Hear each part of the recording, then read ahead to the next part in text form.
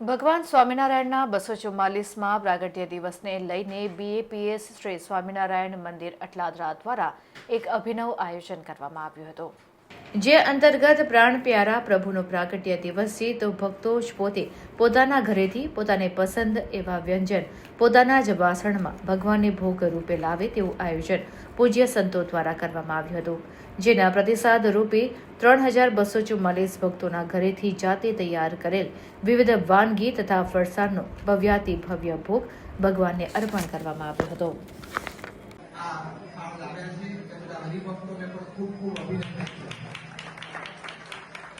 ભગવાનનો પ્રોત્સાહન અંગીકાર કરે એ ભક્તિભાવ એ આપણે આજે અદા કર્યો છે. તો ભગવાન સ્વામિનારાયણના ચરણોમાં પ્રાર્થના છે, ભગવાન શ્રી રામના ચરણોમાં પ્રાર્થના છે કે આપણી ભક્તિ અંગીકાર કરે, આપણી સેવા અંગીકાર કરે અને દ્વારા આપણને શુદ્ધ અને પવિત્ર કરે. શ્રી સ્વામિનારાયણ ભગવાન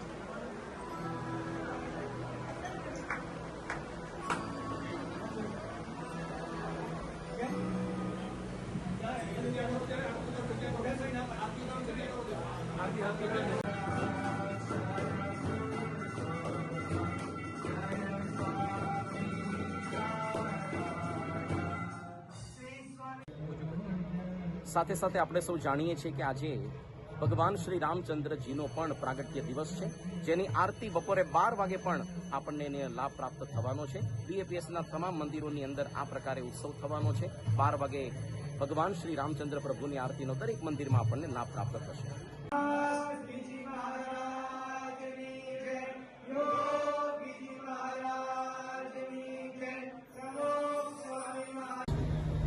જય સ્વામિનારાયણ. આજે ચૈત્રી સુદ નોમનો દિવસ છે. ભગવાન સ્વામિનારાયણનો 244મો પ્રાગટ્ય દિન કહેવાય. એટલે આજે મંદિરમાં સવારથી જ ઉત્સવમય વાતાવરણ છે.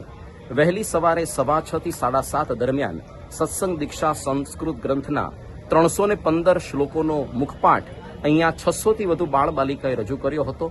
તો પ્રાતઃ સમયની અંદર એવું સુંદર વાતાવરણ ખડું થયું હતું, જાણે આપણે વૈદિક ગુરુકુળમાં બેઠા હોઈએ.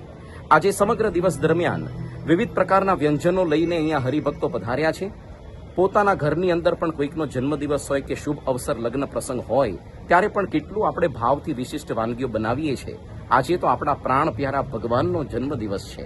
એટલા માટે 244માં પ્રાગટ્યોત્સવ નિમિત્તે 3244 વાનગીઓનો ભવ્ય અન્નકૂટ આજે હરિભક્તો કરી લઈ આવ્યા છે, જેના દર્શન અત્યારે આપણને સવારે 10 થી સાંજે 7 દરમિયાન થવાના છે. સમગ્ર દિવસ દરમિયાન અને સાંજે પણ ભવ્ય સભાનો પ્રારંભ 8 વાગે થશે અને ભગવાન સ્વામિનારાયણ જન્મોત્સવ આરતીનો આપણને લાભ 10 ને 10 મિનિટે પ્રાપ્ત થશે. તે બાદ દર્શન કરીને બધા હરિભક્તો વિદાય થશે. અને આજે બ્રહ્મસ્વરૂપ શાસ્ત્રીજી મહારાજના આદેશ મુજબ બીએપીએસના તમામ સત્સંગી નિર્જળા ઉપવાસ એમણે કર્યો છે. છતાં પણ આટલી મહેનતપૂર્વક એ લોકો ભક્તિભાવ અને સેવા કરી રહ્યા છે. આપણે પણ આ વિશિષ્ટ અવસરના સહભાગી થઈએ, અન્નકૂટ દર્શન માટે અવશ્ય પધારીએ તેવી આપ સૌને વિનંતી. જય સ્વામિનારાયણ.